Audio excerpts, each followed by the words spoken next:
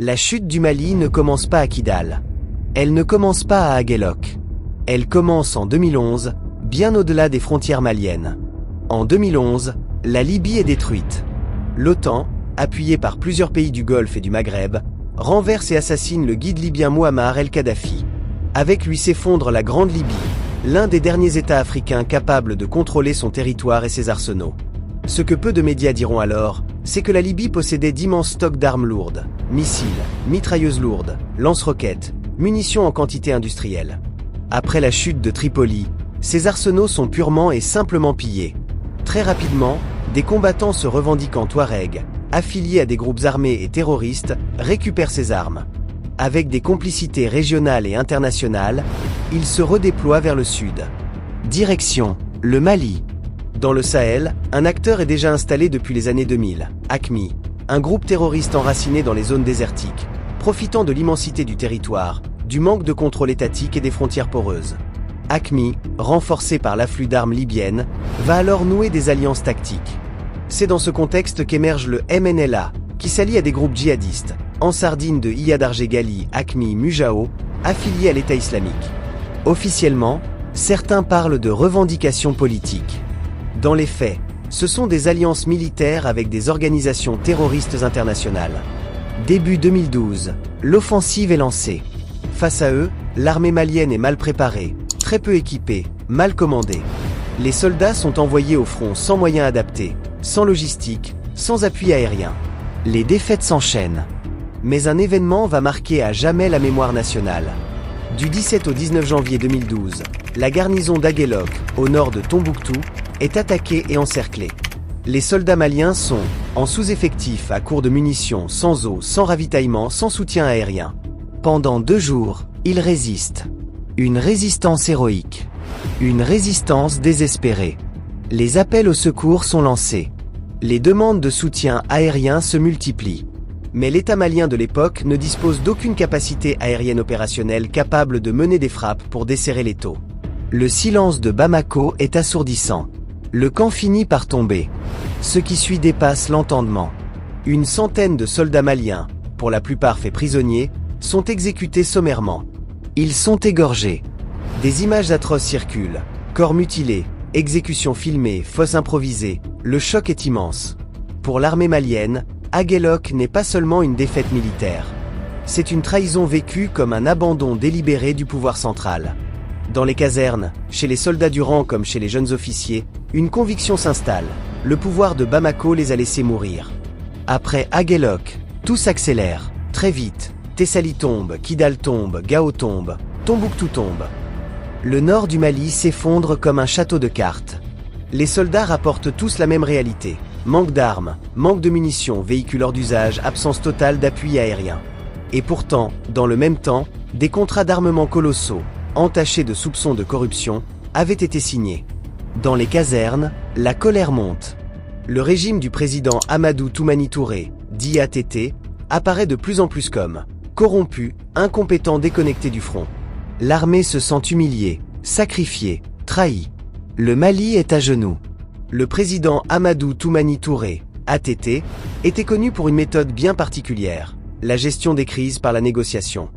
Depuis des années, face aux groupes armés qui se cachaient derrière l'étiquette de « rebelles Touareg », le pouvoir de Bamako privilégiait le dialogue, les accords politiques, les concessions. Officiellement, ces groupes revendiquaient une chose, l'indépendance du nord du Mali. Mais pour une grande partie des militaires, cette stratégie cache autre chose. Dans les casernes, une peur grandit, celle de voir le pouvoir politique prêt à vendre le nord pour sauver sa survie politique à Bamako. Pour les soldats envoyés mourir au front, l'équation est simple et brutale. On nous sacrifie pendant que d'autres négocient nos terres. Cette suspicion devient obsessionnelle après Aguelhok. Les soldats ne croient plus au discours officiel. Fin février 2012, un événement va cristalliser la colère. Un chargement d'armes neuves en provenance de Chine arrive enfin. Sur le papier, c'est une bonne nouvelle. Mais à l'ouverture des caisses, la stupeur est totale. Certaines armes sont rouillées, défectueuses, parfois inutilisables. Pour les soldats, ce n'est plus une simple négligence. C'est la confirmation d'une thèse qui circule depuis des mois, le sabotage et la corruption au sommet de l'État. Comment expliquer que des contrats d'armement coûteux aboutissent à du matériel inutilisable, Pendant que des soldats meurent au front, la rupture entre l'armée et le pouvoir politique devient irréversible. Alors que la déroute militaire est déjà largement consommée, le président ATT tente une manœuvre politique de dernière minute. Le 21 mars 2012, il annonce un remaniement ministériel. Des ministres sont limogés. Mais un détail choque profondément les militaires. Le ministre de la Défense est maintenu en poste. Pour les soldats en colère, le message est clair. Rien ne va changer. La colère, longtemps contenue, explose. Des soldats, menés par le capitaine Amadou Sanogo, renversent le président Amadou Toumani Touré. La garde présidentielle résiste à peine. Les mutins du camp militaire de Kati, situé à quelques kilomètres de Bamako, s'emparent du palais du chef de l'État sans apparemment l'avoir prémédité. Et à 5 h du matin, les Maliens découvrent à la télévision nationale le visage d'Amadou Aya Sanogo, alors simple capitaine de l'armée malienne. Ça, c'est le chef qui parle. Voilà. Communiqué numéro 2 du Conseil national de redressement de la démocratie. Le capitaine Sanogo suspend la Constitution, les institutions, instaure un couvre-feu. Le Mali est pourtant à l'époque à 1 mois d'une élection présidentielle à laquelle le chef de l'État sortant, Amadou Toumani Touré, ne se représente pas. Mais les mutins de Kati en veulent au pouvoir. Ils ne donneraient pas assez de moyens à l'armée dans le nord du pays, là où elle combat une rébellion touareg et déjà des groupes islamistes armés. Paradoxalement, le coup d'État du capitaine Sanogo précipitera l'avancée de rebelles. La moitié du pays tombera sous la coupe des combattants touaregs, puis des djihadistes. Après l'intervention de la CEDEAO, le capitaine Sanogo accepte finalement de rendre le pouvoir aux civils, courant avril 2012. Prenons l'engagement solennel de rétablir à compter de ce jour la Constitution de la République du Mali du 25 février 1992, ainsi que les institutions républicaines. Amadou Aya Sanogo aura été en tout et pour tout 20 jours à la tête du Mali, mais restera un président bis jusqu'à son arrestation. S'il est écroué en novembre 2013, c'est pour son implication présumée dans la mort d'au moins 26 bérets rouges, une unité d'élite qui était restée fidèle au président Touré au moment du coup d'État. Les corps de ces hommes ont été retrouvés dans un charnier près de Bamako fin 2013. Depuis 2016, le procès d'Amadou Aya Sanogo s'est enlisé dans d'interminables reports sans avoir mené à aucune décision. Écran noir à la télévision malienne, puis enfin à l'aube, l'allocution annoncée depuis de longues heures. Le CNRDR se réclamant des forces armées de défense et de sécurité du Mali dans l'ensemble de leurs composantes a décidé de prendre ses responsabilités en mettant fin au régime incompétent et désavoué de M. Amadou Toumani Touré. Les mutins déclarent aussi la dissolution de toutes les institutions, la suspension de la Constitution, puis un couvre-feu à compter d'aujourd'hui. À Bamako, la capitale, la nuit a été agitée, échange de tirs à l'arme lourde entre membres de la junte et camps adverses. Le palais présidentiel est occupé, annonce un soldat mutin. Le président, lui, ne serait plus dans ce palais. Aucune information pour l'heure quant à sa localisation. Seule certitude, les revendications de la junte militaire, en finir avec le manque de moyens pour combattre les ennemis qui sévissent au nord du pays. Ces ennemis, ce sont les rebelles touaregs et des combattants islamistes qui multiplient les attaques depuis la mi-janvier. La grogne contre l'impuissance du gouvernement malien couvait depuis de nombreuses semaines. Aujourd'hui, les mutins appellent la population au calme et tentent de rassurer en promettant la restauration du pouvoir civil et la mise en place d'un gouvernement d'union nationale. Ce coup d'État est particulier, presque unique dans l'histoire récente de l'Afrique de l'Ouest. Ce n'est pas un putsch de généraux ambitieux. Ce n'est pas une junte issue des salons feutrés. C'est un coup d'État par le bas, né de la colère du front, porté par des officiers subalternes et des soldats de rang moyen. ATT, perçu par beaucoup comme un retraité en activité, un homme usé, manipulateur et déconnecté, avait perdu tout crédit. Son renversement ne provoque ni soulèvement populaire ni résistance massive. Il est accueilli avec indifférence, parfois même avec soulagement. Mais ce coup d'État a un effet immédiat et dramatique. Il achève de désorganiser l'État malien. Entre fin mars et avril 2012, tout s'accélère. En quelques semaines, Kidal tombe, Gao tombe, Tombouctou tombe. le MNLA proclame l'indépendance de l'Azawad. Les rebelles Touaregs proclament l'indépendance du nord du Mali. Le mouvement national de libération de l'Azawad, le MNLA, l'a annoncé dans une déclaration sur son site internet. Cette région est considérée comme le berceau naturel des Touaregs. Le combat pour la libération est terminé, selon l'un de ses porte-paroles. Cette annonce intervient 2 semaines après le coup d'État des militaires à Bamako qui a plongé le Mali dans une situation chaotique. Cette dernière a favorisé l'avancée des Touaregs de groupes islamistes. Mais cette proclamation inquiète fortement certains cercles régionaux, notamment en Algérie. À Alger, une peur stratégique émerge. Que l'Azawad indépendant n'inspire les populations du sud algérien, frontalières, à suivre le même chemin. Une réunion d'urgence est organisée. Et autour de la table apparaît un personnage clé, sulfureux, Iyad Arjeghali. Après avoir participé à fragiliser le nord du Mali, l'Algérie craignait que son sud soit sous influence de ces groupes qu'elle a soutenus et venus d'Algérie. Iyad Arjeghali, à la tête d'Ansardine, est utilisé comme levier. Une stratégie se met en place, affaiblir le MNLA de l'intérieur. Très vite, une rupture apparaît entre les anciens alliés. Le MNLA exige un État laïque. Les groupes djihadistes, eux, refusent catégoriquement. AQMI et Ansardine veulent imposer la charia. Le rapport de force est clair.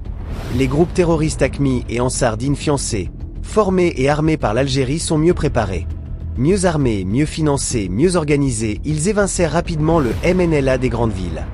Gao, Tombouctou, puis Kidal, désormais fief d'AQMI, tombe sous contrôle terroriste. Selon un article publié à l'époque par les médias maliens à l'époque, lors de ces affrontements internes, Iyad Arjeghali est blessé. Un avion est affrété par Alger pour l'évacuer vers Tamanrasset, où il reçoit des soins. Le MNLA est marginalisé. Le nord passe sous domination terroriste. À Bamako, sous forte pression interne et internationale, Dioncounda Traoré prend la tête d'une transition. Mais le mal est fait. Le Mali n'est plus seulement un État affaibli. Il est en train d'être dépecé, humilié, occupé. Plongé dans une crise historique de leadership, le Mali n'est plus gouverné. Il est en ce moment géré dans l'urgence, sans vision, sans autorité réelle. Les groupes terroristes comprennent immédiatement la faille. Ils ne temporisent pas. Ils accélèrent. Résultat, près de 60% du nord du Mali tombe sous contrôle terroriste. Le pays n'est plus simplement affaibli. Il est au bord de l'implosion totale. Le 10 janvier 2013, un événement va faire basculer la situation dans une autre dimension. Après avoir gagné en territoire, les terroristes arrivent à prendre Konna. Cette ville n'est pas anodine. Elle se situe à environ 600 km de Bamako. Elle constitue un verrou stratégique sur l'axe menant vers le sud. Avec la prise de Konna, l'impensable devient soudain plausible. La chute de Bamako aux mains des groupes terroristes. Pour la première fois depuis l'indépendance, l'État malien envisage sérieusement sa disparition territoriale. À Bamako, le gouvernement de transition dirigé par Dioncounda Traoré n'est qu'une coquille vide. Hérité du chaos du coup d'État, ce pouvoir n'a pas de légitimité forte au sein de la population, n'a pas de maîtrise de l'appareil sécuritaire, n'a pas de stratégie militaire crédible. L'armée malienne, quant à elle, est démoralisée, désorganisée, traumatisée par les défaites successives. Elle ne constitue plus une ligne de défense fiable face à des groupes terroristes aguerris, mobiles et fanatisés. Le Mali est seul, encerclé, affaibli. Dans les salons feutrés du palais présidentiel, une réalité s'impose brutalement. Bamako ne peut plus se défendre seul. L'appel à l'ancienne puissance coloniale devient l'unique option pour Dioncounda Traoré.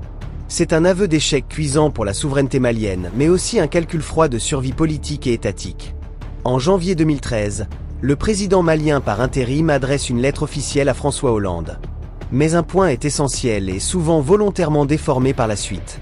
Dans cette lettre, Dioncounda Traoré ne demande pas une occupation militaire ni un déploiement massif de troupes françaises au sol, il demande exclusivement un soutien aérien immédiat. Ces mots sont clairs. Suite aux développements récents constatés sur le terrain et à la menace qui se précise contre nos premières lignes de défense, une intervention aérienne immédiate s'impose. Celle-ci consistera à fournir un appui renseignement et un appui feu au profit de nos troupes. Autrement dit, avions de chasse, hélicoptères, renseignements aériens, frappes ciblées. L'objectif est précis. Freiner l'avancée des insurgés, sécuriser l'axe Mopti-Bamako, éviter l'effondrement total de l'État. Pas question, à ce stade, d'une présence massive française au sol. Mais Paris y voit une brèche pour asseoir son agenda. Ce moment marque un tournant historique. Le Mali est sauvé in extremis, mais au prix d'une dépendance sécuritaire qui va, au fil des années, devenir un piège. Car si l'intervention stoppe l'offensive terroriste, elle ouvre aussi une nouvelle ère, celle d'un Mali sous tutelle sécuritaire où la souveraineté est suspendue au bon vouloir d'alliés extérieurs qui veut maintenir un empire colonial. Cette contradiction être sauvé mais dépossédé marquera profondément une génération entière de militaires maliens. Selon les officiels français, le premier jour de l'intervention, Paris n'avait pas prévu d'envoyer des troupes massives au sol. Le plan initial est simple, limité, et officiellement conforme à la demande malienne. Frappes aériennes ciblées, appui-feu, renseignement, soutien à l'armée malienne pour stopper l'avancée terroriste. Le 11 janvier 2013, les avions français entrent en action. Les premiers bombardements français visent les colonnes terroristes qui avancent vers le sud après la prise de Konna. Les frappes sont précises, rapides, efficaces. Les groupes armés sont surpris par la brutalité de la réponse. Mais très vite, une réalité s'impose à Paris. L'armée malienne est trop affaiblie pour tenir le terrain seul. Les frappes aériennes ralentissent l'ennemi, mais ne suffisent pas à stopper durablement l'effondrement. Dès le lendemain, samedi 12 janvier, la décision tombe. Face à la désorganisation totale de l'armée malienne, à l'incapacité des frappes aériennes seules à sécuriser les villes, au risque réel de voir les djihadistes se redéployer, la France décide d'envoyer des forces au sol. Ce choix marque un tournant fondamental. L'intervention n'est plus seulement un appui, elle devient une opération militaire directe. C'est la naissance officielle de l'opération Serval. L'opération, nommée d'après un félin du désert, est conçue comme une guerre éclair. Et militairement, elle est redoutablement efficace. Du 26 au 28 janvier 2013, Tombouctou, Gao, leurs aéroports stratégiques sont repris en moins de 72 heures par les forces spéciales françaises, appuyées par l'armée malienne. La phase la plus dure commence ensuite. Direction le massif de l'Ifoga, sanctuaire naturel des groupes terroristes, grottes, reliefs escarpés, caches d'armes, base arrière historique d'Aqmi. Les chasseurs alpins et les forces spéciales françaises traquent les combattants terroristes dans un environnement extrême. Le bilan est sans appel. Des centaines de terroristes neutralisés, des arsenaux entiers saisis, des chefs éliminés. Sur le plan strictement militaire, c'est une victoire nette, indiscutable. Et pourtant, c'est ici que naît la première contradiction majeure. Les populations du Nord accueillent les soldats français en libérateurs. À Gao, scène de liesse, foule dans les rues. À Tombouctou, les islamistes se repliaient avant même l'arrivée des forces françaises. Rendre la vie normale possible. Mais cette perception est lourde de conséquences. Car Paris instrumentalisait cette victoire temporaire pour imposer son agenda et mettre sur tutelle l'État malien directement. Une reconquête coloniale camouflée sur une opération de lutte antiterroriste. À partir de là, beaucoup de Maliens ont fini par se poser une question. La France est-elle vraiment venue sauver le Mali ou protéger ses propres intérêts? Car derrière le discours officiel de la lutte contre le terrorisme, les faits commencent à montrer un autre visage de l'intervention et des actions de Paris. Protection des intérêts stratégiques français, sécurisation indirecte de l'uranium du Niger, contrôle des équilibres régionaux sahéliens, renforcement de la présence militaire française avec la multiplication des bases militaires, la mise sous tutelle des États du Sahel et le retour assumé de la puissance coloniale et néocoloniale. Directement face à une influence qui était en chute libre causée par des partenariats alternatifs proposés par d'autres acteurs. Mais les preuves s'accumulent au fur et à mesure contre Paris. Des liens secrets entre les groupes terroristes et les services de renseignement français. Selon l'enquête menée par le New York Times, republiée par le journal France titré par le New York Times, l'histoire secrète de la France, mission d'achat des djihadistes africains, l'enquête du New York Times a été publiée en juillet 2023. La reprise et l'analyse par France 24 ont suivi peu après. Entre 2015 et 2022, les services secrets français, la DGSE, ont mené une opération secrète de grande envergure au Sahel, baptisée Opération Goldman. Son objectif affiché était de négocier la libération d'otages, dont des humanitaires, journalistes ou ressortissants français, détenus par des groupes terroristes affiliés à Al-Qaïda et à l'État islamique. Selon les journalistes, la France a versé plus de 150 millions de dollars, en euros et en dollars, à ces groupes via un réseau complexe d'intermédiaires, de trafiquants et de fixeurs locaux. Ces transactions, souvent en liquide, contournaient l'interdiction formelle de payer des rançons, principe officiel de la France et de ses alliés occidentaux, États-Unis, Royaume-Uni. L'enquête démontre que cet argent n'a pas seulement servi à libérer des otages. Il est devenu une source de financement massive et structurante pour les groupes terroristes eux-mêmes. Les sommes colossales ont permis l'achat d'armes, de munitions et de véhicules, le paiement des combattants, attirant ainsi de nouvelles recrues. La corruption de fonctionnaires et de militaires locaux pour obtenir des laissez-passer. Le renforcement de leur emprise économique et territoriale sur les populations. L'article conclut que, par ces paiements, la France est devenue le premier bailleur de fonds de plusieurs factions terroristes au Sahel, contribuant paradoxalement à financer la guerre contre laquelle son armée, l'opération Barkhane, luttait simultanément. Des sources au sein des services et de l'armée citées dans l'article expriment leur consternation face à cette contradiction. Autrement dit, pour maintenir sa présence, Paris a financé et armé les groupes terroristes, ce qui lui permettait de légitimiter sa présence et son occupation qui coûtait très cher au pays sahélien. En plus, des officiers et des officiels maliens, nigériens et burkinabés ont rapporté qu'il était impossible pour leur armée de savoir et de vérifier le type d'opération que menaient les forces françaises au Burkina Faso, au Niger et au Mali. Ils ne pouvaient pas aussi contrôler le type d'armes déployées sur leur territoire. Des soldats locaux étaient interdits de traverser certaines zones de leur propre territoire. Ajoutez à cela les formations de l'armée malienne par les troupes françaises avaient un but précis. Au lieu de renforcer cette armée, elle visait à plus la fracturer, la fragiliser et la rendre carrément dépendante de l'armée française. On se souvient tous des formations où les soldats maliens traînaient de bâtons faisant office d'armes et n'avaient pas de munitions.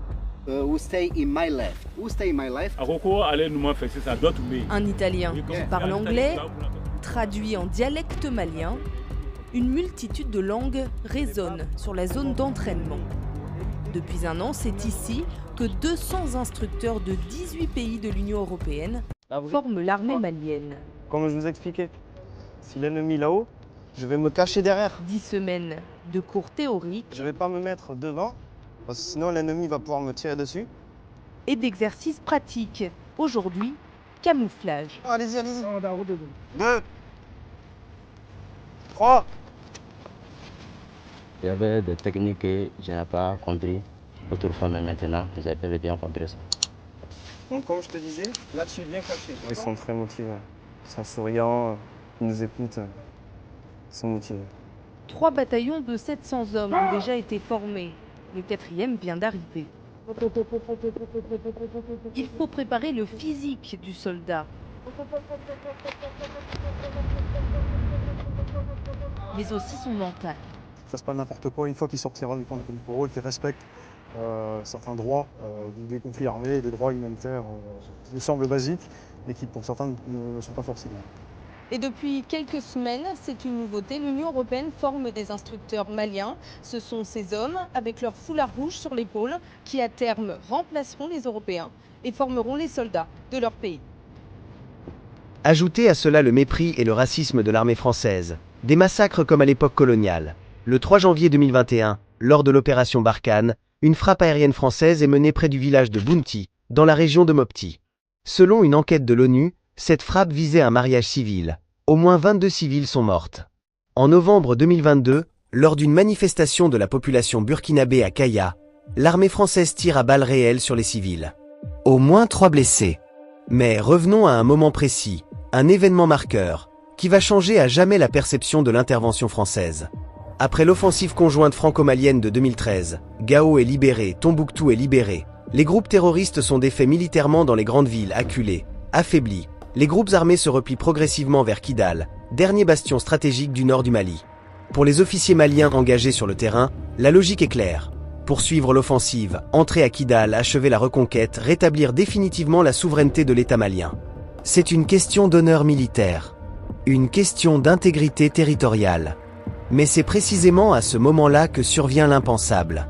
À la surprise générale, la France bloque Kidal. Alors que l'armée malienne s'apprête à poursuivre l'offensive, les autorités françaises imposent un verrouillage total de la ville. Des témoignages concordants d'officiers maliens sur le terrain rapportent des ordres fermes, des dissuasions explicites, et selon certaines sources, de véritables menaces. Entrer à Kidal signifierait un affrontement direct avec les forces françaises. Pour l'opinion publique malienne, le choc est immense. Très vite, une conviction se répand. Ce blocage n'est pas militaire. Il est politique. Pourquoi empêcher une armée nationale de reprendre sa propre ville? Pourquoi sanctuariser Kidal? Pourquoi protéger indirectement des groupes armés défaits ailleurs? C'est ici que naît une thèse lourde, dérangeante, explosive. L'existence d'un arrangement tacite ou indirect entre Paris, Alger et certains groupes armés du Nord. Notamment, des factions liées à AQMI, des groupes servant de levier géopolitique, des acteurs utilisés pour maintenir des équilibres régionaux. Le tout au détriment de la souveraineté malienne. C'est vécu comme une humiliation stratégique majeure. Et cette humiliation n'est pas abstraite. Parmi les officiers présents à cette période figurent Assimi Goïta, Sadio Camara.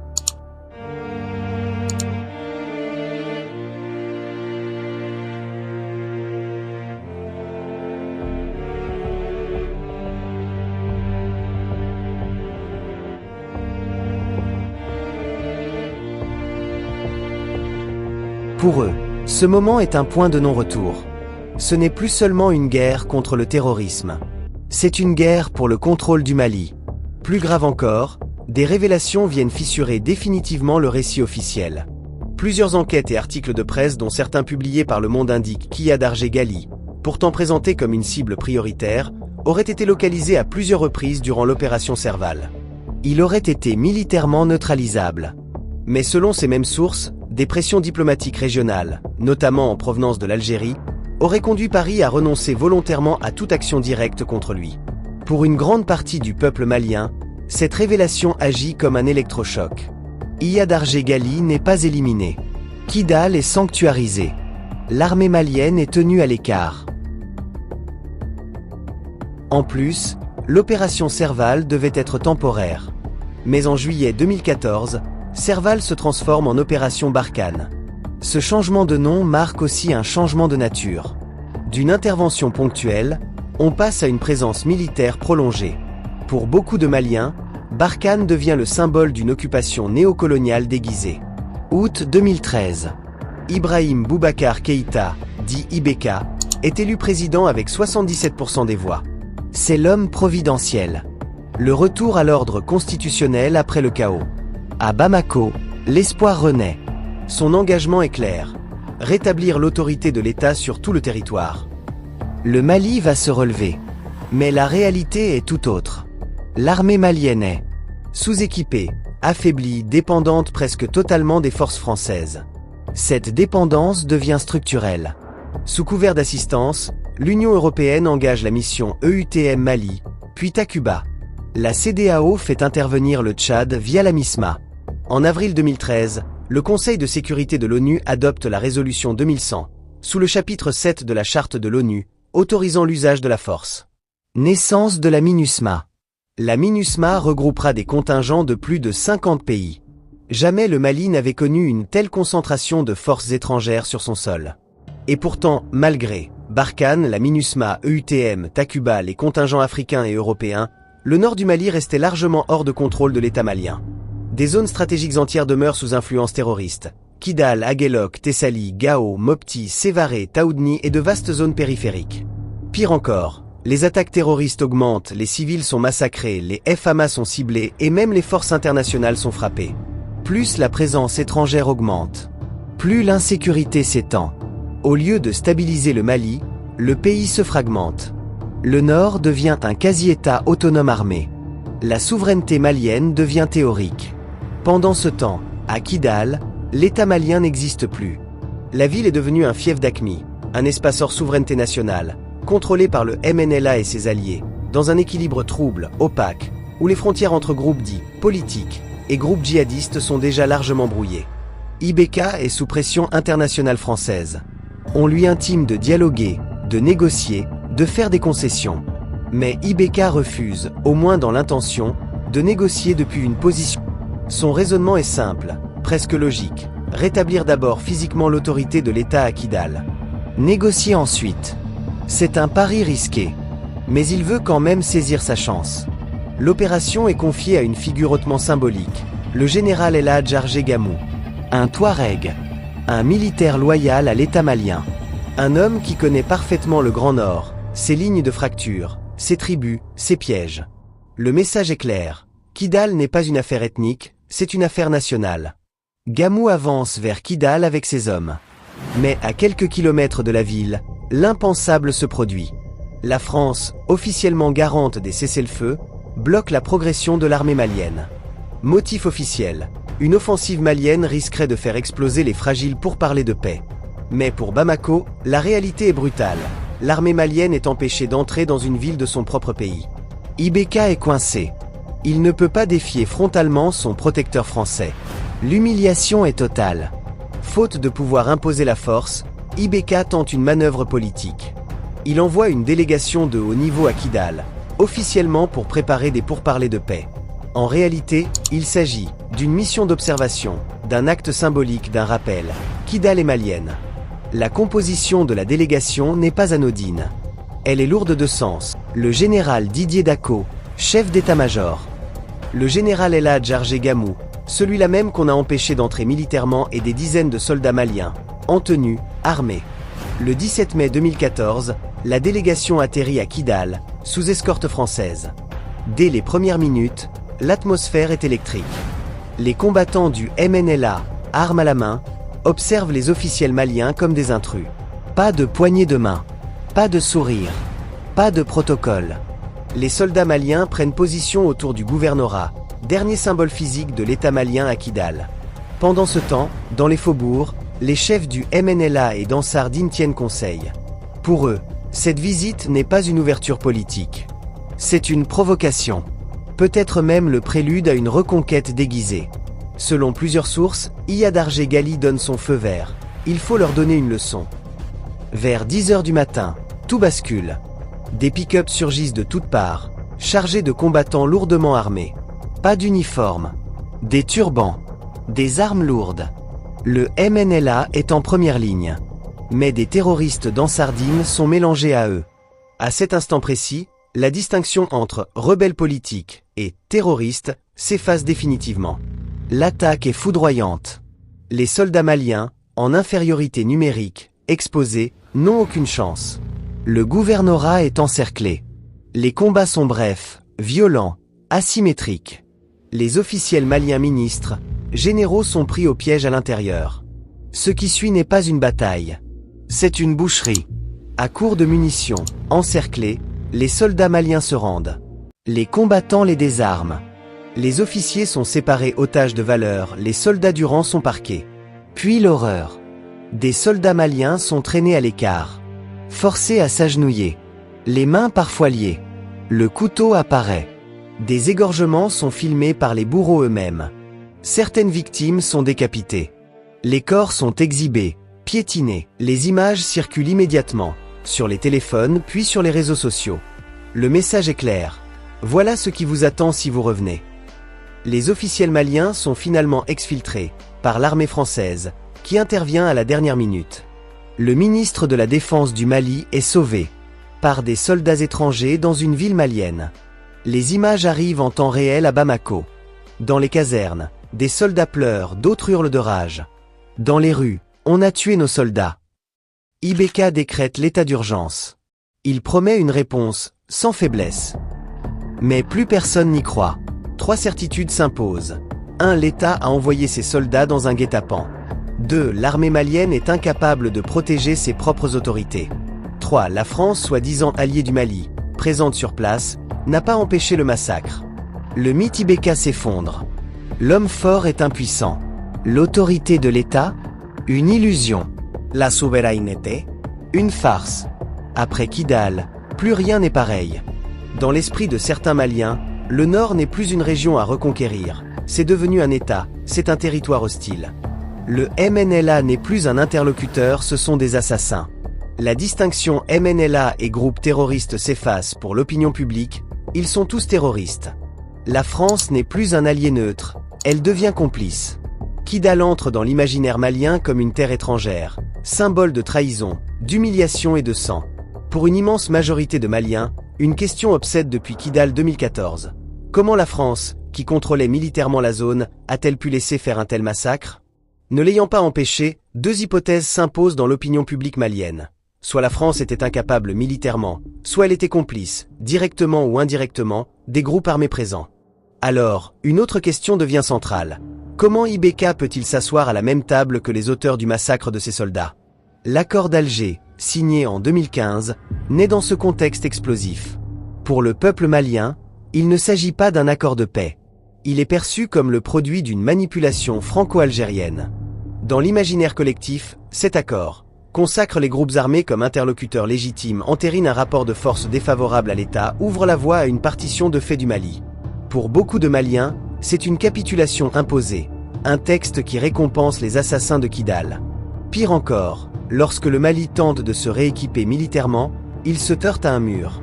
Officiellement, la France se présente comme un partenaire stratégique. Mais dans les faits, elle vend souvent au Mali du matériel obsolète à des prix exorbitants tout en affirmant publiquement ne pas vendre d'armes létales au pays. Derrière cette contradiction se cache une réalité plus sombre, un lobbying politique et militaire français, actif sur la scène internationale. Ce lobbying vise à dissuader certains pays européens et même les États-Unis de fournir des armes modernes au Mali. Résultat, l'armée malienne est fragilisée puis rendue dépendante de la France pour ses opérations, mais la dépendance ne s'arrête pas au matériel. Toute décision militaire majeure devait souvent obtenir une approbation implicite ou explicite de Paris. La souveraineté opérationnelle de Bamako est ainsi vidée de sa substance. À cette impasse stratégique s'ajoute une gangrène interne. Des centaines de milliards de francs CFA, destinés à rééquiper l'armée, sont détournés. Une partie de ces fonds finance l'achat d'un avion présidentiel, alimente des circuits opaques, implique des réseaux politico-financiers parallèles. Pendant ce temps, les soldats manquent de gilets, de munitions, de véhicules fiables. Dans le même temps, des réseaux politico-terroristes se structurent. Des figures religieuses influentes, comme l'imam Mahmoud Dicko, gagnent en puissance. Leurs discours renforcent les idéologies salafistes, la pression sociale, l'instabilité politique. Depuis Kidal 2014, l'armée vit dans une humiliation permanente. Fantôme dans son propre nord. Témoin impuissant de la liberté de mouvement des terroristes. Les accords d'Alger sont vécus comme une trahison. IBK est réélu en 2018 dans un scrutin contesté. Il est usé, isolé, délégitimé. Son régime est miné par les scandales. Corruption, népotisme, mauvaise gouvernance. Le symbole devient insupportable. Son fils, Karim Keïta, député, mène une vie luxueuse à l'étranger, pendant que des soldats meurent avec du matériel défectueux. 2019-2020, le centre du Mali s'embrase. Ogosagou, Boulkessi, attaques répétées contre l'armée. Les pertes sont lourdes.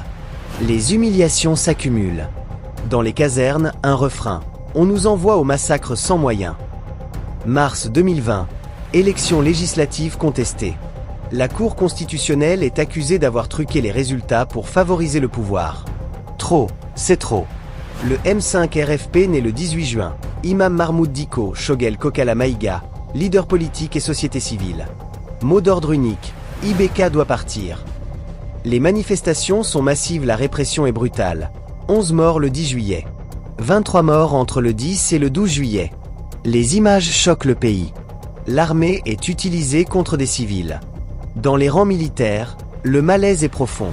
À 15 km de Bamako, le camp Soundiata Keïta de Kati. Lieu mythique.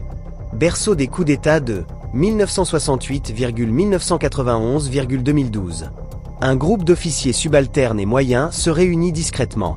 Pas des généraux dorés, que des hommes du terrain. Un leader s'impose, le colonel-major Assimi Goïta, 45 ans. Discret. Professionnel. Leur constat est unanime. 1. L'armée est sacrifiée par des politiques corrompus. 2. La sécurité nationale s'effondre. 3. La souveraineté est confisquée. 4. Le pouvoir civil a perdu toute légitimité. 11 août 2020. Mutinerie à Sikasso. Des soldats réclament soldes et équipements. Pour Kati, c'est clair, la base est prête. Il faut agir. Le 18 août 2020, vers 15h30, un détachement des forces spéciales quitte Kati pour Bamako. Motif officiel, réception de matériel militaire. Réalité, les ordres sont clairs. L'histoire du Mali s'apprête à basculer. 16h. Les premiers pick-up armés apparaissent aux abords du palais présidentiel de Koulouba. Les échanges de tirs éclatent. La garde présidentielle résiste, faiblement. Le symbole est fort, le pouvoir est surpris, désorganisé, déjà sur la défensive. 16h30. D'autres détachements se déploient méthodiquement. Le pont de Badalabougou, accès stratégique à Bamako, est pris, le siège du gouvernement est encerclé. Le ministère de la Défense est neutralisé. La capitale est verrouillée en moins de 30 minutes.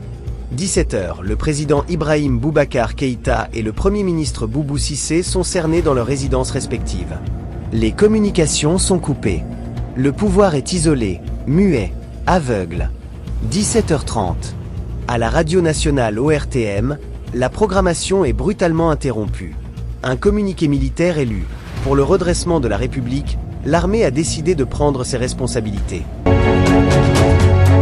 Nous, forces patriotiques regroupées au sein du Comité national pour le salut du peuple, CNSP, avons décidé de prendre nos responsabilités devant le peuple et devant l'histoire, d'assurer la continuité de l'État et des services publics. À partir de ce jour, 19 août 2020, toutes les frontières aériennes et terrestres sont fermées jusqu'à nouvel ordre. Un couvre-feu est instauré de 21h à 5h du matin jusqu'à nouvel ordre. La continuité des services publics sera assurée par ceux qui en ont droit au regard des textes en vigueur.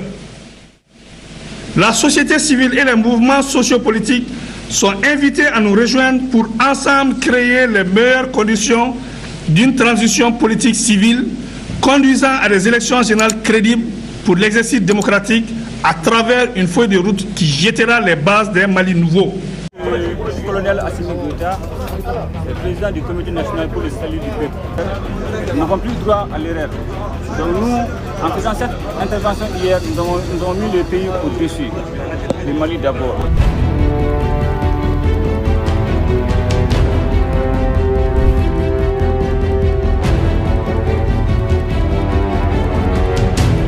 Le comité invite les populations à vaquer librement à leur occupation et rassure les populations que toutes les dispositions sont prises pour la protection des personnels et des biens.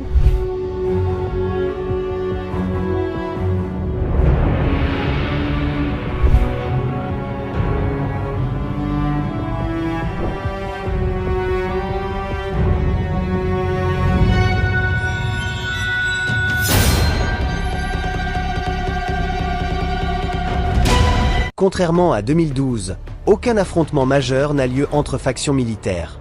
Les généraux les plus gradés ne résistent pas, certains donnent même un assentiment passif. Le régime Ibeka était déjà mort politiquement.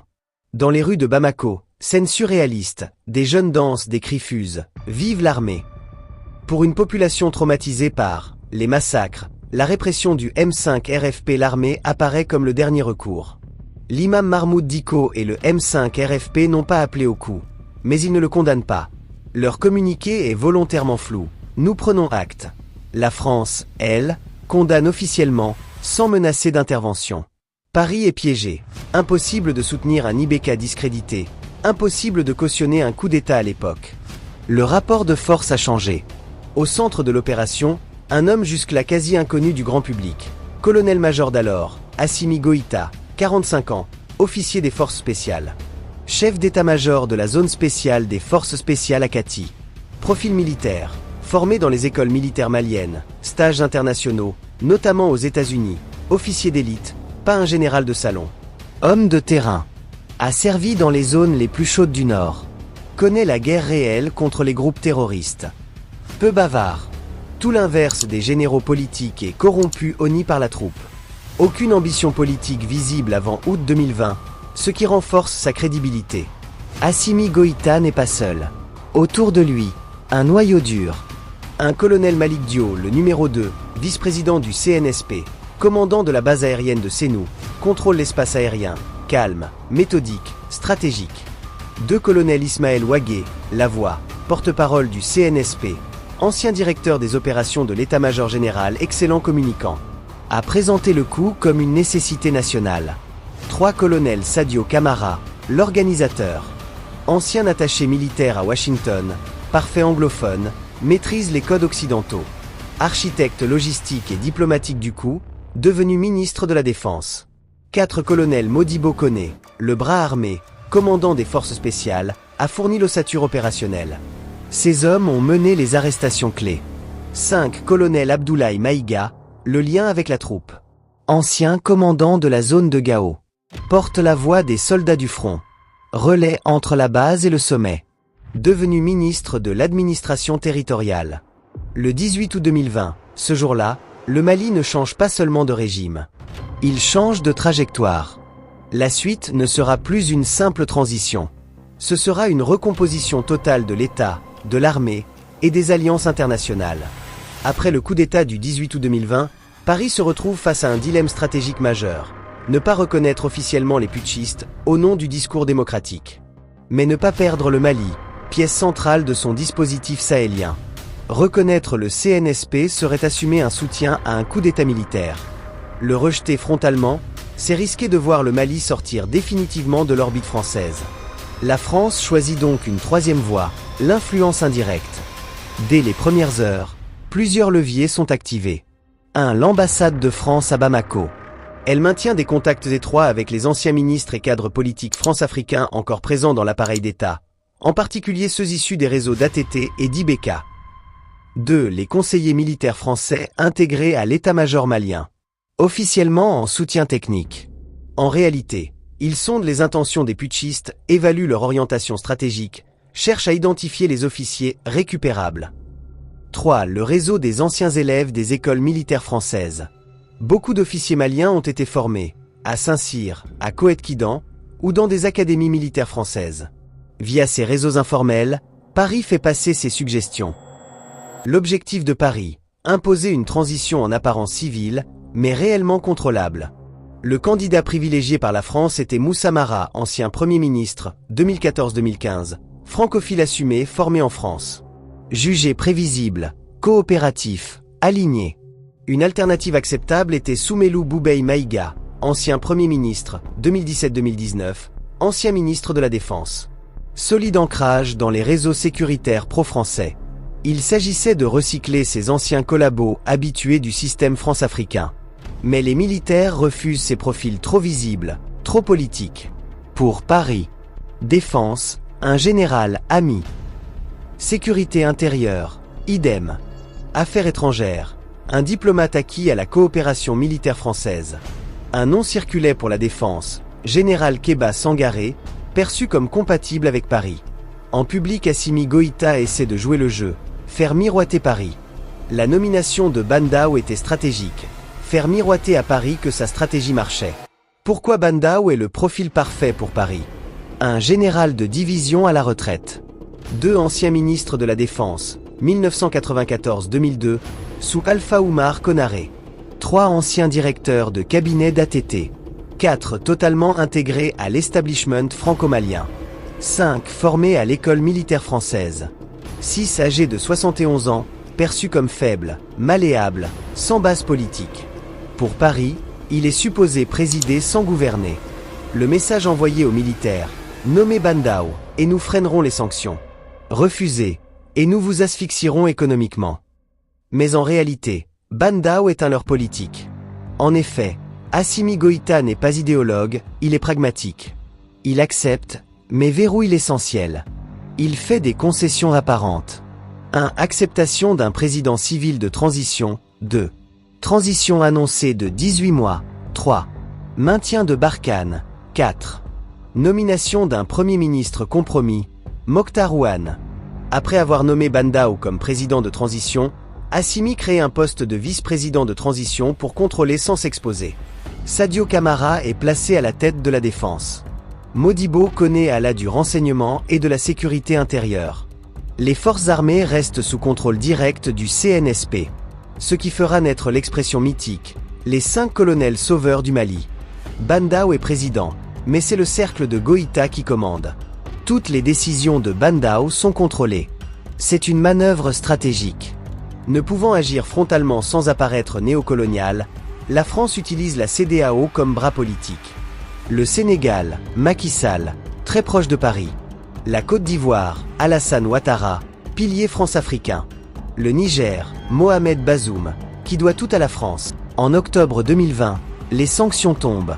Fermeture des frontières, gel des avoirs, suspension des instances régionales, isolement diplomatique. Même les produits de première nécessité comme les médicaments n'entrent pas au Mali. Des sanctions qui sont conformément au texte de la CEDEAO illégale et qui dépassent même la CEDEAO pour contrôler directement l'UEMOA. Mais toute cette armada a un seul objectif, faire plier Goïta. La France insiste, la défense doit revenir à un général de confiance. Goïta refuse et maintient Sadio Camara. À partir de là, le bras de fer devient intense. La France réagit par une suspension immédiate de la coopération militaire bilatérale. Hors Barkhane. Officiellement, mesures techniques. En réalité, première sanction directe. Le 24 mai 2021, Assimi Goïta fait arrêter le président de la transition Ban Dao ainsi que le premier ministre Mokhtar Ouane. Officiellement, le motif invoqué est un remaniement ministériel jugé anti-CNSP. Ban Dao et Mokhtar Ouane avaient en effet procédé à une recomposition du gouvernement sans consulter le vice-président, pourtant garant de l'équilibre institutionnel de la transition. Mais au-delà de la forme, c'est le fond du remaniement qui provoque la rupture. Les portefeuilles stratégiques de la défense et de la sécurité intérieure sont retirés à deux figures centrales du Comité national pour le salut du peuple, Sadio Camara et Modibo Koné, pour être confiés à des civils perçus comme proches des réseaux français. Pour Goïta, cette décision constitue une ligne rouge, car elle touche directement au levier réel du pouvoir, l'armée et la sécurité intérieure. Selon des sources maliennes proches du CNSP, cette manœuvre s'inscrit dans un processus plus large. Ban Dao et Mokhtar Ouane seraient progressivement devenus plus autonomes vis-à-vis du CNSP, tout en se rapprochant de la France. Des visites discrètes d'émissaires français à la présidence auraient eu lieu sans passer par le vice-président. Des échanges directs et réguliers auraient également été établis entre Mokhtar Ouane et l'ambassade de France à Bamako. Dans le même temps, des promesses d'appui économique et diplomatique auraient été conditionnées à un rééquilibrage du pouvoir en faveur des civils, au détriment des militaires. Pour Assimi Goïta, il ne s'agissait donc pas d'un simple désaccord institutionnel, mais d'une tentative de reprise de contrôle politique de la transition par des acteurs extérieurs. Le remaniement ministériel est interprété comme une étape destinée à neutraliser le CNSP, en commençant par priver ses membres des ministères régaliens. Dès lors, l'arrestation de Ban Dao et de Mokhtar Ouane apparaît, dans la lecture du camp militaire, comme une mesure préventive visant à éliminer des pions français au sommet de l'État. Ce second coup de force marque une rupture définitive avec le schéma de transition initialement accepté par la France et la CEDEAO. La réaction ne tarde pas. Sous forte influence de Paris, le deuxième paquet de sanctions tombe. La CEDEAO abandonne la logique d'avertissement pour entrer dans une phase de sanctions lourdes et punitives, dont l'objectif dépasse la simple pression diplomatique. Il s'agit désormais de contraindre le pouvoir malien par l'asphyxie économique, afin de provoquer soit une capitulation politique, soit une fracture interne au sein de l'armée. La fermeture totale des frontières, décrétée le 9 janvier 2022, constitue le cœur de cette stratégie.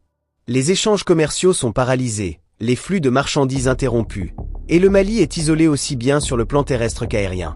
À cette pression s'ajoute un étranglement financier, gel des avoirs maliens dans l'espace UEMOA, suspension des transactions financières régionales et arrêt des financements de la Banque ouest-africaine de développement. Enfin, un levier particulièrement sensible est actionné, la réduction drastique de l'exportation d'électricité ivoirienne vers le Mali, plongeant Bamako et plusieurs grandes villes dans de longues coupures quotidiennes, avec des conséquences directes sur les hôpitaux, les entreprises et la vie sociale.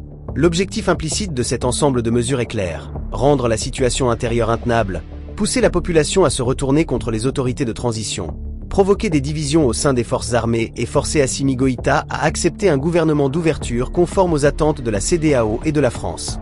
Pourtant, loin de produire l'effet escompté, ces sanctions contribuent à renforcer un discours souverainiste au Mali. Partis politiques, organisations sociales, autorités religieuses et une large partie de la population se mobilisent autour d'un mot d'ordre commun, la défense de la souveraineté nationale face aux pressions extérieures. Le 1er février 2022 restera comme le jour où le Mali se leva. À Bamako, dès les premières heures de l'aube, un phénomène inédit se produit. À partir de 6 heures du matin, des foules compactes convergent spontanément vers la place de l'Indépendance. Il n'y a eu ni appel officiel, ni mot d'ordre venu des autorités de transition. Ce mouvement n'est pas orchestré par les 5 colonels. Il est brut, populaire, presque instinctif. Des familles entières descendent dans la rue, des vieillards avec des cannes, des femmes portant des nourrissons, des étudiants, des commerçants, des artisans. Le Mali profond est dehors. Les pancartes parlent d'elles-mêmes. Elles ne réclament ni argent ni privilèges. Elles expriment une rupture politique et mentale. CEDEAO égale instrument français. Non au néocolonialisme. Nous préférons la souffrance dans la dignité. Goïta, tiens bon. Ce qui s'exprime ce jour-là dépasse largement la personne d'Assimi Goïta. C'est un rejet frontal de la tutelle extérieure, une contestation de l'ordre régional tel qu'il fonctionne depuis des décennies. Les chiffres donnent le vertige et glacent certaines capitales. À Bamako seulement, près d'1,5 million de personnes se rassemblent, dans une ville qui compte à peine 3 millions d'habitants. Le scénario élaboré était simple, presque mécanique. Sanctions économiques, dégradation rapide des conditions de vie, colère populaire dirigée contre les autorités de transition, puis chute des colonels sous la pression interne. Mais la réalité malienne fait voler ce schéma en éclats. La colère ne se retourne pas contre Bamako. Elle se dirige frontalement contre les sanctionneurs eux-mêmes. La France, quant à elle, se retrouve prise à revers. Les grandes chaînes internationales, de la BBC à CNN en passant par Al Jazeera, diffusent les images de ces foules immenses. Le narratif officiel, celui d'une pression exercée pour « sauver la démocratie », se fissure brutalement. Comment justifier un tel discours lorsque des millions de personnes descendent dans la rue non pas pour renverser un pouvoir, mais pour le défendre face à des sanctions extérieures? Aux yeux d'une large partie de l'opinion internationale, quelque chose devient évident. Le peuple malien a compris les rapports de force à l'œuvre. Il faut aussi rappeler une réalité souvent occultée. Assimi Goïta et ses compagnons ont subi, en quelques mois, une pression que peu de dirigeants auraient été capables d'endurer sans céder. Isolement diplomatique, asphyxie économique, menaces voilées, campagne médiatique hostile. Assimi Goïta a même échappé à une tentative d'assassinat au couteau. Et pourtant, à la fin de l'année 2021, dès leur arrivée réelle aux commandes, Goïta et l'état-major malien lancent un audit interne de l'armée. Les conclusions sont un choc. L'armée malienne apparaît alors comme structurellement dépendante de la France. Près de 90% du renseignement opérationnel provient de l'armée française. Le pays ne dispose d'aucune capacité autonome de frappe aérienne crédible. La logistique, le transport, une grande partie de la planification opérationnelle sont directement liées à l'opération Barkhane. Le matériel est en grande partie obsolète, hérité des années 1970 et 1980, inadapté à une guerre asymétrique moderne. Les forces ne disposent ni de drones de combat, ni d'un armement standardisé, ce qui complique jusqu'à la gestion des munitions sur le terrain. C'est à ce moment précis que se cristallise la conviction du pouvoir de transition. Sans rupture stratégique, le Mali restera éternellement dépendant, vulnérable et sous tutelle. Le 1er février 2022 n'est donc pas seulement une manifestation. C'est un basculement historique, le moment où une grande partie du peuple malien assume collectivement le coup de la souveraineté et choisit, consciemment, la dignité plutôt que la soumission. À la fin de l'année 2021, une conclusion s'impose brutalement à Assimi Goïta et à son état-major. L'armée malienne ne souffre pas seulement d'un manque de moyens, elle souffre surtout d'une doctrine dépassée. Depuis des années, la stratégie militaire du Mali a été largement calquée sur le modèle français de contre-insurrection, conçu pour d'autres théâtres, d'autres réalités, d'autres rapports de force. Dans le contexte sahélien, cette doctrine montre ses limites. Elle repose sur des bases fixes vulnérables, facilement ciblables. Elle privilégie le contrôle statique plutôt que la mobilité. Elle laisse l'initiative à l'ennemi, au lieu de la lui arracher. Face à ce constat, Goïta tranche. Il énonce de nouveaux principes qui rompent clairement avec le passé. Le Mali doit viser une autonomie stratégique réelle, et non plus une simple souveraineté de façade. La guerre doit être menée sur la base de la mobilité, de la surprise et de l'adaptation permanente au terrain. Les alliances ne doivent plus être exclusives. Aucun partenaire ne doit devenir indispensable au point de dicter ses conditions. Enfin, à moyen terme, le pays doit poser les bases d'une industrie de défense nationale, même modeste, afin de réduire sa dépendance extérieure. Mais au même moment, les sanctions de la CEDEAO commencent à mordre. L'asphyxie économique s'installe. Le message est clair, rompre avec la France aura un prix. Pour Goïta et ses colonels, une évidence s'impose alors. Cette rupture doit être compensée par des alliances stratégiques solides, crédibles et durables. C'est la naissance officielle de la diplomatie du multi-alignement. Le Mali ne s'oppose pas à l'Occident par idéologie, il choisit de diversifier ses partenaires pour survivre. 3 principes souverains guident désormais cette nouvelle politique étrangère. Le respect des choix stratégiques du Mali, la prise en compte des intérêts réels du peuple malien, et le respect de la souveraineté de l'État malien. Ces 3 principes deviennent le fer de lance de la politique intérieure et extérieure malienne. Dans ce cadre, une première visite historique est organisée en novembre 2021 à Moscou. La délégation est exceptionnelle par son niveau et par sa taille. Elle est conduite du ministre des Affaires étrangères Abdoulaye Diop, ainsi que d'une 50aine de responsables militaires, diplomatiques et économiques. Les discussions sont directes, sans faux-semblants. Le Mali demande une coopération sincère, directe avec la Grande Russie de Poutine. La Russie répond par des engagements concrets. L'accord de coopération militaire signé en 1960, juste après l'indépendance du Mali, est réactivé et entièrement réactualisé. Longtemps tombé en désuétude après le rapprochement avec la France, il devient désormais une coopération militaire complète et stratégique. Vladimir Poutine promet l'accès au système d'armes russe sans restriction politique. Les modalités de financement sont assouplies, incluant des mécanismes de compensation par les ressources naturelles, notamment l'or. Moscou s'engage également à soutenir Bamako sur le plan diplomatique, notamment en bloquant toute résolution hostile au Conseil de sécurité de l'ONU. Avec le ministre russe de la Défense, Sergueï Shoïgou, les discussions entrent dans le détail opérationnel. Des accords précis sont conclus. Chaque année, des centaines d'officiers maliens seront formés en Russie. Des ateliers de maintenance russes seront implantés directement sur le sol malien afin de garantir l'autonomie technique des équipements. Le partage de renseignements sur les groupes terroristes est renforcé. En décembre 2021, le partenariat est officiellement élevé au rang stratégique. Il ne s'agit plus d'une simple coopération ponctuelle, mais d'un cadre structurant à long terme. La coopération couvre les opérations militaires, le transfert de technologies, le renseignement, la logistique et même l'économie. Les paiements peuvent être compensés par des ressources. Des investissements russes sont prévus dans le secteur minier, et des projets d'exploration conjointe sont lancés. Les grandes entreprises russes font leur entrée au Mali, alors que les entreprises françaises plient bagages. Une nouvelle carte des ressources du Mali est en cours d'élaboration avec l'aide russe, pour connaître la richesse réelle du sous-sol malien. Dans ce dispositif, un élément reste volontairement discret. Une annexe confidentielle prévoit le déploiement d'instructeurs issus de la société militaire Wagner. Leur rôle est clair: formation accélérée, conseil opérationnel, appui à la restructuration des unités combattantes, opérations conjointes contre les groupes terroristes. Officiellement, ils sont présentés comme de simples conseillers techniques. Officieusement, ils participent à la transformation profonde de l'armée malienne, depuis les structures de base. Mais Goïta ne commet pas l'erreur de remplacer une dépendance par une autre. Dès février 2022, une délégation malienne se rend à Ankara.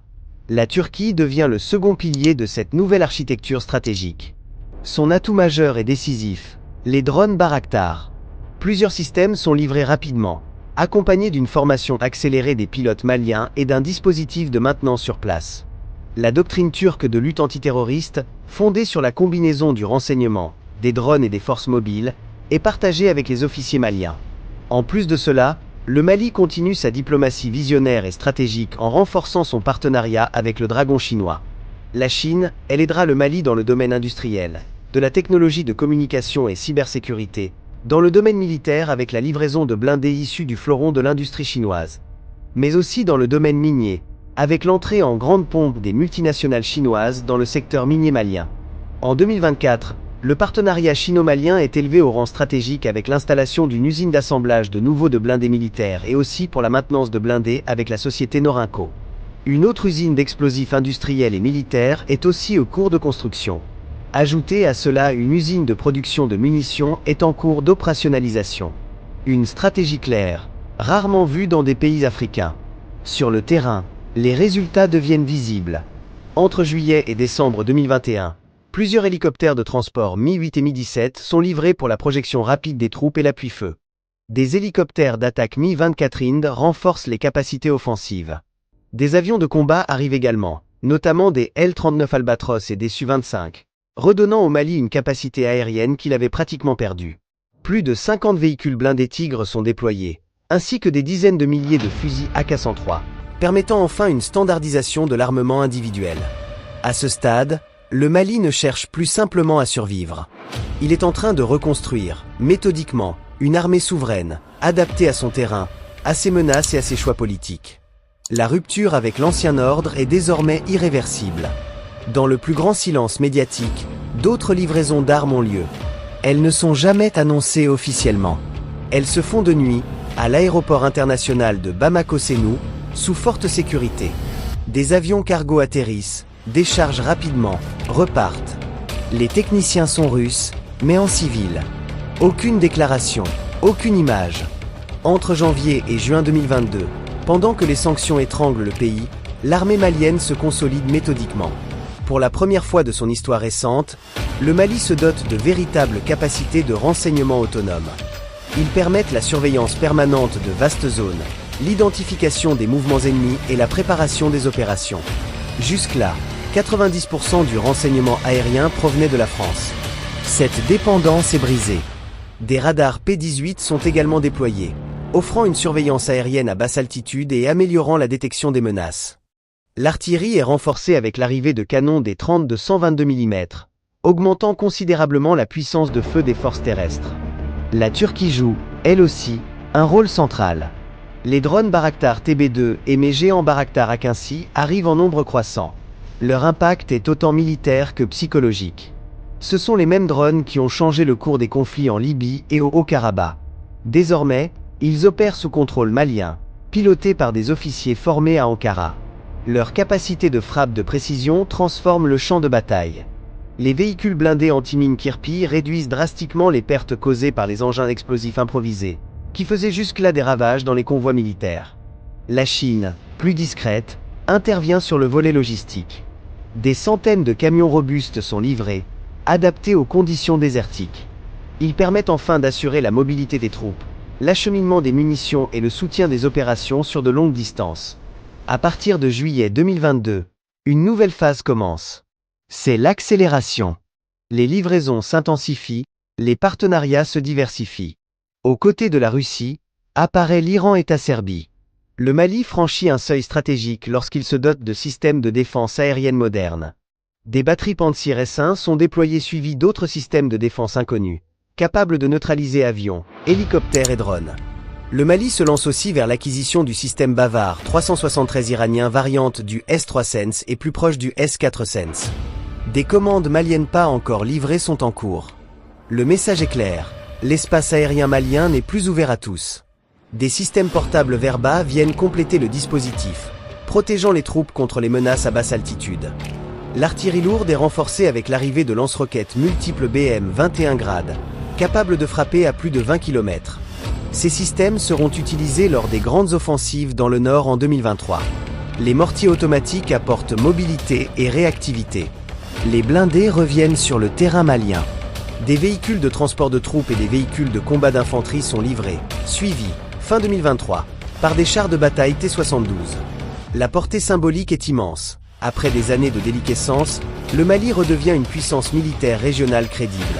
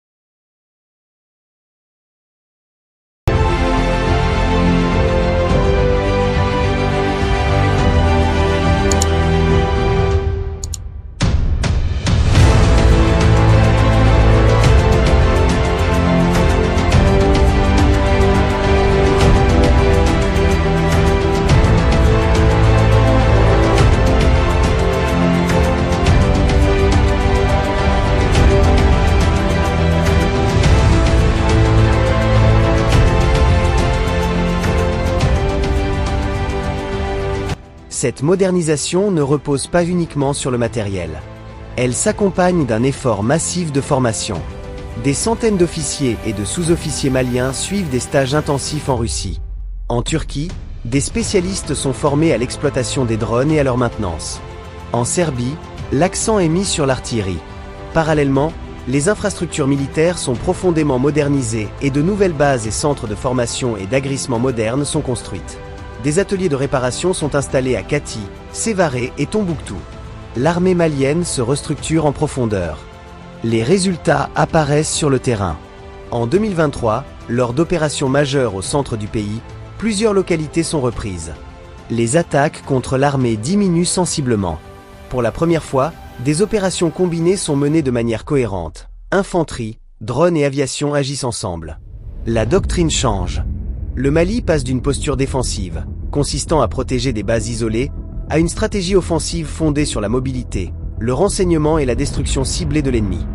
Dans ce contexte, la rupture avec la France devient officielle. Le 17 février 2022, les accords militaires franco-maliens sont dénoncés.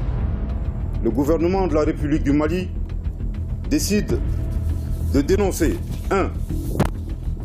Le traité de coopération en matière de défense. 2. Le gouvernement de la République du Mali décide de dénoncer avec effet immédiat l'accord des 7 et 8 mars 2013 déterminant le statut du détachement français applicable à la force Barkhane. Le 1er mars, la notification formelle est transmise à Paris. Le retrait français commence en avril avec l'évacuation des bases du Nord. Le 31 août 2022, le dernier soldat français quitte le territoire malien, mettant fin à une présence militaire entamée près de 10 ans plus tôt. Ce que certains croyaient impossible est réalisé. Dans la foulée, le gouvernement malien rend public plusieurs accords jusque-là tenus secrets, signés entre 2013 et 2020. Il prévoyait notamment l'immunité judiciaire totale des soldats français, l'utilisation privilégiée des ressources locales pour les bases militaires, et un accès étendu aux communications maliennes à des fins de renseignement. Ces révélations provoquent un choc dans l'opinion publique. Toute coopération militaire bilatérale est immédiatement interrompue. Les conseillers militaires français sont expulsés, et le bureau de liaison au ministère de la Défense est fermé. À Paris, le ministre des Armées déclare que la France respecte la décision malienne, tout en avertissant que Bamako portera seul la responsabilité des conséquences sécuritaires et que le Malo regrettera de s'être séparé de la France. La réponse de Goïta est cinglante. Lors d'un meeting, il affirme que ces conséquences, le Mali les subit depuis 2012, et qu'au moins désormais, elles seront assumées en toute souveraineté. Dans la même logique, le gouvernement malien tire un bilan sévère de la présence onusienne. Après 10 ans de mission et des milliards de dollars dépensés, la MINUSMA est jugée inefficace, incapable de protéger les civils, coûteuse et partiale. En juin 2023, devant les Nations Unies, le ministre des Affaires étrangères Abdoulaye Diop prononce une phrase lourde de sens. La MINUSMA a échoué et doit quitter le Mali. Lors du vote en 2023 du renouvellement du mandat de la MINUSMA, malgré le lobbying intensif de la France, la Russie et la Chine imposent le choix malien à travers un double veto historique. Le retrait est rapide. En quelques mois, des milliers de casques bleus évacuent le pays. À la fin de l'année 2023, la mission prend officiellement fin. Le Mali récupère alors une quantité considérable d'équipements, de véhicules et d'infrastructures militaires, renforçant encore ses capacités. Les bases stratégiques qu'occupaient ses forces sont reprises par le Mali après des combats légers avec les groupes terroristes. Dans la continuité, la force Takuba, vitrine de l'engagement militaire européen au Sahel, n'y échappe pas. Créée en 2020, regroupant des contingents issus d'une quinzaine de pays européens, elle quitte totalement le Mali à la fin de l'année 2022. C'est la fin d'un cycle. Pour la première fois depuis plus d'une décennie, aucune force militaire occidentale n'opère plus sur le sol malien. Les régionales de la CEDEAO quittent également le pays. Le message est désormais sans ambiguïté. Le Mali refuse toute présence militaire étrangère imposée par des organisations ou des États qui ont tenté de le mettre à genoux. L'effet domino est immédiat. Après le départ de la France et de la MINUSMA, les autres puissances occidentales comprennent que le Mali a définitivement changé de cap.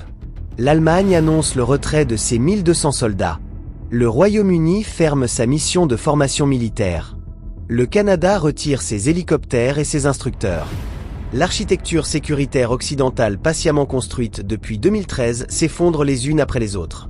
Face à ce qui devient une victoire stratégique difficilement contestable, les détracteurs du Mali changent alors brutalement de terrain. Incapables de nier les succès militaires, la restauration progressive de l'autorité de l'État et la reconquête territoriale, ils déplacent le débat vers un autre front, l'énergie. Les coupures d'électricité deviennent l'angle d'attaque privilégié, présenté comme la preuve d'un échec global du régime. Mais là encore, Assimi Goïta assume. Entre 2021 et 2025, des décisions lourdes, parfois impopulaires, sont prises. Le secteur énergétique est réorganisé en profondeur. Lorsque les 5 colonels prennent le pouvoir en août 2021, le Mali hérite d'une situation énergétique catastrophique, fruit de décennies de sous-investissement, de dépendance extérieure et de mauvaise gouvernance. Le taux d'électrification nationale plafonne à 35%. En zone urbaine, il atteint péniblement 55%, mais au prix de coupures quotidiennes interminables. En milieu rural, le constat est encore plus alarmant.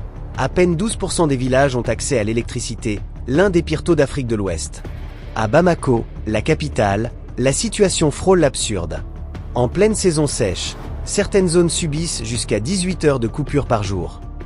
L'électricité devient un luxe intermittent, imprévisible, paralysant l'économie, les hôpitaux, les écoles et la vie quotidienne. Le système énergétique national est à bout de souffle. Près de 65% de l'électricité consommée au Mali est importée, principalement depuis la Côte d'Ivoire, exposant le pays à une vulnérabilité stratégique majeure. Les infrastructures, pour la plupart construites dans les années 1970 et 1980, sont vétustes, mal entretenues et techniquement dépassées. La société nationale EDM-SA est lourdement endettée, avec près de 200 milliards de francs CFA de dettes accumulées. À cette fragilité structurelle s'ajoute une pression démographique explosive. La demande en électricité augmente de près de 8% par an, tandis que l'offre stagne. Face à cette réalité, Assimi Goïta lance un programme stratégique avec un objectif clair: rompre avec la dépendance, reconstruire le système énergétique et garantir l'électricité comme un droit fondamental. Pour la première fois dans l'histoire récente du Mali, un budget sans précédent est alloué au secteur. Près de 500 milliards de francs CFA, soit environ 800 millions de dollars, sont consacrés à l'énergie, représentant 15% du budget national, contre à peine 3% auparavant. C'est un choix politique assumé. En janvier 2022, la Côte d'Ivoire réduit brutalement ses exportations d'électricité vers le Mali de près de 80%, dans le contexte des sanctions régionales. Le choc est immense. Pourtant, contre toute attente, le pays tient. L'année 2023 marque un tournant. Les grands projets structurants commencent enfin à produire leurs effets. À la fin de l'année, le taux d'électrification nationale atteint 52%, soit un bond de 14 points en un an. En zone urbaine, il grimpe à 72%. À Bamako, près de 85% des ménages sont raccordés, avec en moyenne seulement 4 heures de coupure par jour. En milieu rural, le taux atteint 28%, plus du double de celui de 2021. Plusieurs réalisations majeures expliquent cette rupture. La centrale solaire de Ségou, d'une capacité de 50 MW, entre en service en mars 2023. Le réseau Bamako-Key est étendu, permettant plus de 200 000 nouveaux raccordements. Le programme École Lumière électrifie plus de 5000 écoles rurales grâce au solaire. L'objectif affiché pour 2024 est clair: approcher les 70% de taux national. Les projections de fin d'année indiquent un taux d'environ 68%. Les zones urbaines atteignent 85%. Tandis que les zones rurales franchissent la barre des 45%, une progression spectaculaire. Les grands projets se multiplient. La centrale solaire de Sanankoroba, d'une capacité de 200 MW crête, entre en phase avancée. Celle de Safo, avec 100 MW et un système de stockage de 50 MWh, renforce la stabilité du réseau. Le projet de Tiakadougou-Dialakoro, dans la zone de Sélingué, ajoute 100 MW supplémentaires. Parallèlement, les centrales existantes de Sélingué et de Sotuba sont réhabilitées. 25 groupes électrogènes lourds, totalisant plus de 27 MW, sont acquis pour sécuriser l'approvisionnement. Les cibles officielles du plan Mali Lumière 2025 sont ambitieuses mais assumées. Le taux d'électrification nationale doit atteindre 80%. Les zones urbaines visent 95%, avec l'élimination des coupures durables. Les zones rurales doivent franchir la barre des 65%. Une véritable révolution pour les campagnes maliennes. À Bamako, la progression est spectaculaire. En 2021, environ 70% des ménages étaient raccordés, avec des coupures quotidiennes. En 2024, le taux atteint 90%, avec un service quasi continu. En 2025, l'objectif oscille entre 98 et 100%. Dans les régions du sud Sikasso, Ségou, Koulikoro, le taux moyen passe de 40% en 2021 à environ 75% en 2024, grâce notamment à l'interconnexion renforcée avec le réseau national. Dans les régions du Nord, longtemps marginalisées, le changement est tout aussi significatif. En 2021, le taux moyen ne dépassait pas 8%, limité au chef-lieu. En 2024, il atteint plus de 20%. Dans le domaine de l'eau, le fonds souverain couplé à la stratégie d'accès à l'eau du pays réalise des milliers de forages dans tout le pays. Des zones qui n'avaient pas de l'eau potable ont désormais des robinets dans leur village. N'ayant pas obtenu l'effondrement espéré du régime, ses adversaires cherchent alors un ultime symbole. Un nom revient, chargé de douleur, d'humiliation et de traumatisme collectif: Kidal. Kidal, ville interdite. Kidal, ville de la défaite de 2014. Kidal, devenu pendant plus de 10 ans le symbole de l'impuissance de l'État malien. Les provocations fusent. Sur les réseaux sociaux et dans certains cercles diplomatiques, on ironise: si vous êtes si fort, prenez donc Kidal. La montée en puissance des forces armées maliennes est présentée comme une illusion de propagande. Pendant que les moqueries circulent, l'armée travaille. Des opérations de survol sont menées discrètement. Le terrain est cartographié avec précision. Le renseignement humain, aérien et électronique est consolidé. Les lignes logistiques ennemies sont identifiées. Les camps de la MINUSMA, remis à l'armée malienne lors du retrait onusien, changent radicalement le rapport de force. Après des combats progressifs, méthodiques et soigneusement planifiés, toutes les localités situées au sud de Kidal tombent les unes après les autres. Cette avancée est facilitée par un facteur décisif, la remise progressive des camps de la MINUSMA à l'armée malienne. Un basculement historique du rapport de force s'opère alors. En novembre 2023, la ville de Kidal est reprise par les forces armées maliennes. Un tabou vieux de plus de 10 ans est brisé. Une ligne psychologique, militaire et politique est franchie. Dans la foulée, les opérations se poursuivent et s'étendent. Aguelok, Tessali, Tessi, Taoudéni, Tinzawatine.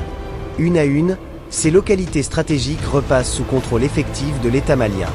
Ce qui était présenté comme impossible devient réalité. La prise de Kidal ne constitue pas seulement une victoire militaire. Elle marque une rupture psychologique et géopolitique majeure, aussi bien à l'intérieur du Mali que dans l'équilibre régional du Sahel. Mais cette montée en puissance ne relève ni du hasard, ni d'un simple exercice de communication. Elle est le résultat d'une transformation structurelle profonde de l'appareil militaire malien. En 2014, au sortir de la crise, le Mali disposait d'une armée exsangue, fragmentée, comptant à peine 10 000 hommes réellement opérationnels. Les forces étaient mal équipées, insuffisamment formées et dépendantes d'armées étrangères pour assurer leur propre survie territoriale. 10 ans plus tard, entre 2024 et 2025, le pays se projette vers une force de plus de 100 000 hommes, toutes forces de sécurité confondues. Forces armées maliennes, gendarmerie, garde nationale, police, forces spéciales et unités territoriales. C'est un changement d'échelle historique. Parallèlement, entre 2023 et 2025, l'armée malienne connaît une accélération sans précédent de ses capacités matérielles. Livraison de drones militaires de reconnaissance et de frappe, acquisition d'avions de combat et de surveillance, intégration de blindés modernes, déploiement de systèmes d'artillerie lourde, mise en service de véhicules de transport de troupes lourds, renforcement logistique avec citernes, ambulances militaires et moyens de projection rapide. La livraison de bombardiers Su-24 marque un tournant stratégique décisif. Le Mali ne se contente plus de défendre son territoire.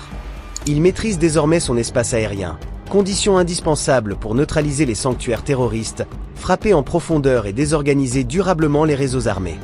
L'armée malienne est ainsi passée d'une force qui, hier encore, se battait avec des moyens dérisoires, presque abandonnés, à une armée capable de frapper avec précision, de coordonner efficacement les moyens solaires, de neutraliser des chefs terroristes de haut niveau recherchés à l'échelle internationale, et de démanteler des structures armées organisées. Ce basculement n'est pas seulement militaire. Il est stratégique, il est symbolique, et il redéfinit durablement la place du Mali dans l'équation sécuritaire sahélienne. Mais, le combat du Mali ne se joue donc pas uniquement sur les champs de bataille. Il se joue également sur un autre terrain, tout aussi stratégique, souvent invisible mais déterminant, le sous-sol. Dans sa volonté de faire briller l'or du Mali pour les Maliens, une vaste offensive dans le secteur minier est lancée. Car le Mali est un géant minier ouest-africain, longtemps maintenu dans un rôle de simple fournisseur de matières premières, sans véritable contrôle sur ses richesses. Sous la direction du général Assimi Goïta, cet ordre ancien est en train d'être profondément bouleversé. Depuis 2023, le Mali a adopté un nouveau code minier, marquant une rupture historique avec les accords déséquilibrés du passé. L'objectif, augmenter la part de l'État, corriger les injustices contractuelles et rééquilibrer la distribution des revenus miniers au profit de la nation.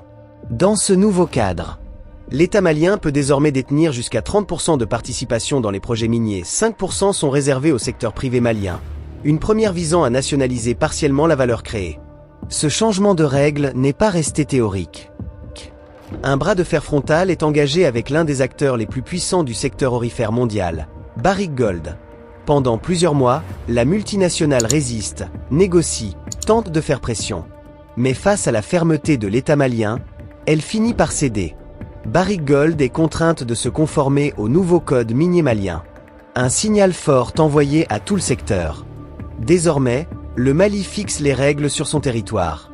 En parallèle, de vastes opérations d'audit sont lancées sur l'ensemble du secteur minier. Révision des contrats, traçabilité des volumes extraits, vérification fiscale et comptable, identification des pertes et des fuites de revenus. Le Mali ouvre 2 mines de lithium de rang mondial avec 35% de part appartement à l'État. Mine de lithium de Goulamina 500 000 T/an de concentré de spodumène 15 décembre 2024 30%. Mine de lithium de Bougouni 125 000 T/an de concentré de spodumène, phase 1, 3 novembre 2025 35%. Les résultats sont spectaculaires. En décembre 2025, le ministre de l'économie annonce que, grâce à ses audits et à la réforme du secteur, le Mali pourra engranger chaque année environ 761 milliards de francs CFA uniquement issus du secteur minier. C'est un tournant historique. Le Mali, longtemps relégué au rang de pays extractif marginalisé, se redresse aujourd'hui comme un véritable géant minier, capable non seulement d'extraire ses ressources, mais surtout d'en capter la valeur, d'en financer sa sécurité, son développement et sa souveraineté. Car le Mali est un géant minier ouest-africain. Un géant longtemps enfermé dans un rôle subalterne, celui de simple fournisseur de matières premières, privé du contrôle réel de ses propres richesses, cantonné à des contrats déséquilibrés hérités d'un ordre ancien. L'histoire est en marche. Et cette fois, le Mali a décidé de l'écrire lui-même.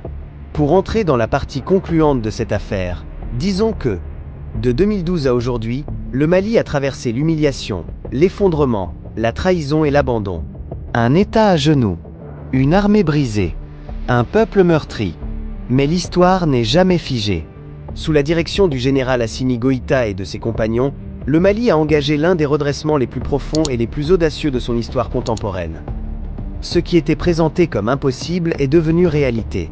Ce qui était moqué est devenu une démonstration de force. Ce qui était une nation humiliée redevient un État qui décide, qui assume et qui impose le respect. Mais soyons clairs, le combat ne fait que commencer. La souveraineté n'est jamais un acquis définitif. Elle se défend chaque jour.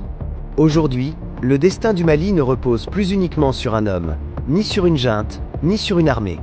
Il repose sur le peuple malien lui-même. Le Mali Kura ne se construira pas sans sacrifice. Il ne se construira pas sans vigilance. Il ne se construira pas sans unité.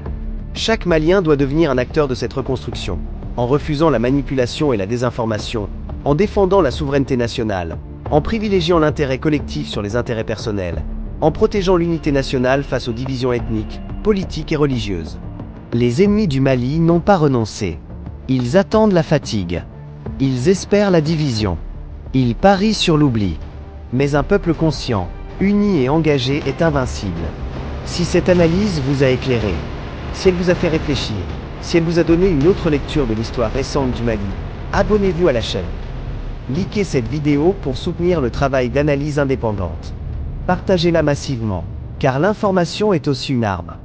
Dites-nous en commentaire, pensez-vous que le Mali est définitivement entré dans une nouvelle ère? Ici, nous ne suivons pas les narratifs imposés. Nous analysons, nous décortiquons, nous expliquons. Parce que comprendre, c'est déjà résister. Le Mali est debout. Le Mali avance. Et cette fois, il ne reculera plus. Rendez-vous dans la prochaine analyse.